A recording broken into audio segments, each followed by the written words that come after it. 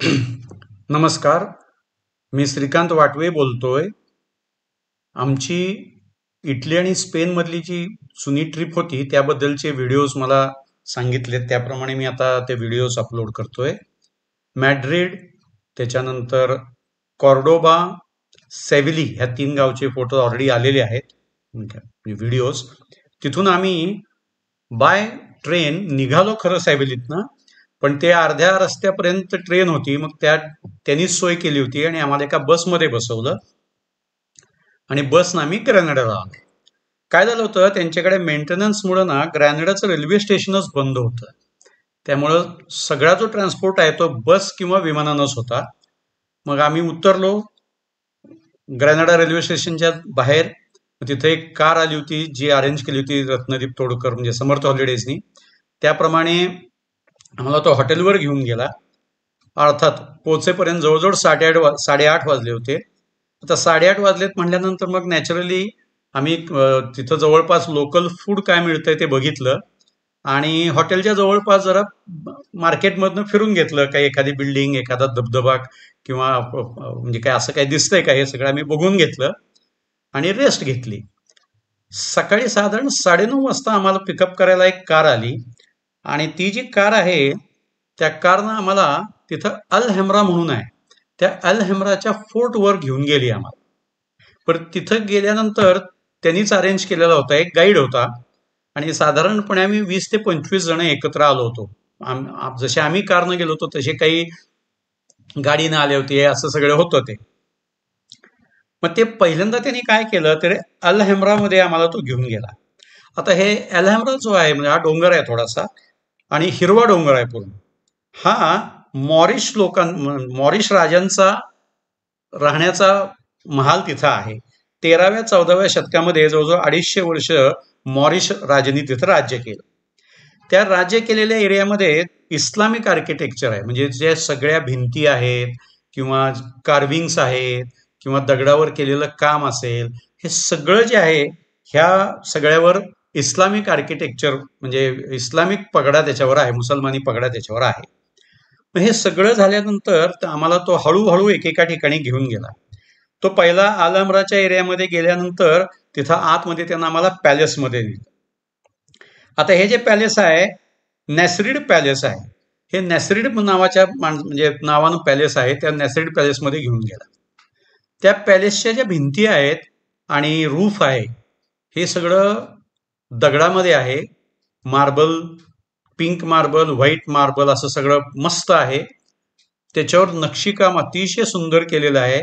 भिंती सगळ्या नक्षीकामाच्या आहेत.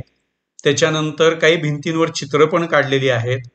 त्यामुळं आतून त्यांनी इतकं सुंदर केलंय, तुम्ही जसं जाता तसं तुम्ही ते सुंदर सुंदर बघत जाता. एका ठिकाणचं तर तो जो वरचा भाग असतो आपण ज्याला छत म्हणतो, ते छत पूर्णपणे दगडाचं आहे, पण सगळं अगदी बारीक बारीक बारीक कार्विंग केलेलं आहे. काही काही ठिकाणी इव्हन प्रिशियस स्टोन्स पण म्हणजे दगड सुद्धा चांगल्या क्वालिटीची अशी त्यात आत बसवलेली आहेत, म्हणजे प्रिशियस स्टोन्स म्हणतात त्याला, ते सगळे केलेले आहे. आता जे अल अल्काब्झा म्हणून हा जो एरिया आहे, हा पॅलेस मधलाच पुढचा एरिया, हे मॉरिश राजांची फोर्ट्रेस म्हणजे त्यांचा राजवाडा होता, ते तिथं राहायचे. मग ते मॉरिश राजांच्या नंतर जसं तिथली सत्ता बदलली तसं तिथं पॅलेस ऑफ चार्ल्स 5 या राजाचा पॅलेस तिथं आला. तो केव्हा आला तर तो 16व्या शतकात आला. त्यामुळे तो पॅलेस आला 16व्या शतकामध्ये. मग त्यांनी काय केलं, जुनं जे होतं ते तसंच ठेवून त्यांनी नवीन पॅलेस बांधला. आता जुना जो इस्लामिक आर्किटेक्चरचा आहे त्याला हा चार्ल्सचा राजवाडा थोडासा 16th सेंचुरी म्हणजे वेगळ्या टाईपचा आहे. आता ह्या एका ठिकाणून दुसऱ्या ठिकाणी जात असताना वाटेमध्ये सगळीकडं बाग आहेत, सुंदर बाग आहेत, सुंदर कारंजी आहेत. एका कारंजीला तर अशी मजा आहे की त्या कारंजाच्या एका टोकाला उभा राहिलात की दुसऱ्या टोक्याचं पाण्यामध्ये रिफ्लेक्शन दिसतं. त्याचेही 2 फोटो टाकलेत मी. तर ते रिफ्लेक्शन जे दिसतं ते सुंदर रिफ्लेक्शन दिसतं, म्हणजे लोक खास तो फोटो काढायसाठी तिथे येतात, अशी परिस्थिती त्या पर्टिक्युलर त्याची आहे. मग त्या गार्डन्समधनं आम्ही पुढे गेलो. मग तिथं आम्हाला एका ठिकाणी फक्त गुलाबाची बाग आहे, त्यांनी रोज गार्डन म्हणलंय. सर्व रंगाचे गुलाब, काळा, पांढरा, हिरवा लाल, पिवळा जेवढे कलर आहेत ह्या सगळ्या कलरचे गुलाब होते आणि त्यात त्यांनी व्यवस्थितपणे लिहिलं होतं कुठल्या टाईपचे आहेत, कुठून आणलेले आहेत, असं सगळं केलेलं होतं. मग तिथं काही ठिकाणी पुतळे होते, काही ठिकाणी कारंजी होती, एका ठिकाणी तर ते टेरेस होती, ती टेरेसच अख्खी त्यांनी फ्लॉवरची केलेली होती. म्हणजे कुंड्या ठेवून आणि जमीन करून तिथं मस्तपैकी त्यांनी फ्लॉवर अरेंजमेंट केलेली होती. त्यांनी असं सांगितलं की ही जी फ्लॉवर अरेंजमेंट आहे ही बदलत जाते. आता बदलत जाते म्हणजे काय, तर जर काय अमुक एका सीझनमध्ये अमुक पद्धतीची फुलं येत असतील तर ती त्यावेळेला तिथं असतात. मग त्यांचा सीझन संपला की त्याप्रमाणे आम्ही दुसरे लावत असतो. त्यामुळे कंटिन्युअसली तिथं फ्लॉवर टेरेस चालू असते. मग तिथून थोडंसं बाजूला गेल्यानंतर तिथं रॉयल चॅपल लागलं. आता हे जे रॉयल चॅपल आहे त्याची मजा अशी आहे की ते 47 मीटर उंच त्याचा डोम आहे आणि त्याच डोमला रॉयल टोम्स पण काही काही आहेत. तिथं ते कुठलं कॅथेड्रल आहे तर सांता मारिया डी ला इन्कॉर्नेक्शन हे तिथं कॅथेड्रल आहे जे त्यालाच अटॅच्ड आहे. त्याला अतिशय सुंदर काचेची विंडोज आहेत. म्हणजे काचेवर सुद्धा त्यांनी कलरिंग केलेलं आहे आणि त्याच्यातून तुम्हाला बाहेरचे म्हणजे राज्य म्हणा किंवा बाहेरचे बिल्डिंग्स किंवा खाली डोंगराच्या काय हे दिसतं. ते जे खाली दिसतं त्याचेही मी काही फोटो टाकलेत. म्हणजे थोडक्यात तुम्हाला गाव जे वसलेलं आहे ते वरनं तुम्हाला फोटोग्राफी करता येते. मग तिथं फर्डिनँड म्हणून आहे त्याचा एक टोंब आहे. नंतर तिथं इसाबेला मॉन्युमेंट आहे. आता हे जे मॉन्युमेंट आहे हे अतिशय सुंदर मॉन्युमेंट आहे आणि तुम्ही तिथे एक मोठ्याच्या मोठं चर्च आहे, इलिप्टिकल चर्च. त्या इलिप्टिकल चर्चमध्ये जाता. म्हणजे साधारण 9:30 वाजता आम्ही वर गेलो होतो.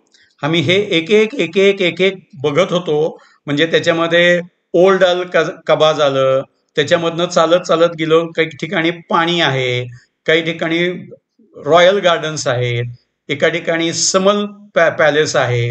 म्हणजे थोडक्यामध्ये उन्हाळ्याच्या दिवसात राजांनी राहायचं झालं तर त्यांना तिथं गारवा मिळावा असं ते समर पॅलेस केलेलं आहे. हे सगळं बघत बघत होतो. म्हणजे जवळजवळ 2:30-3 वाजले. 4 ते 5 तास आम्ही त्या सगळ्या हिरवळीत आणि त्या सुंदर पॅलेसेसमध्ये आम्ही फिरत होतो. चर्च एक बघायला मिळालं, जुनं चर्च, असं सगळं बघत होतो. आणि बघून झाल्यानंतर आम्हाला गाईडनं काय सांगितलं की तुम्हाला 2 पर्याय आहेत. तुम्ही आलायत त्या गाडीनं जावा. आमची काही गाडी तिथं पिकअपला नव्हती, त्यांना आम्हाला सोडलं होतं. पण ज्यांना चालत जायचंय त्यांनी अमुक एक रूट घ्या म्हणून आम्हाला सांगितलं.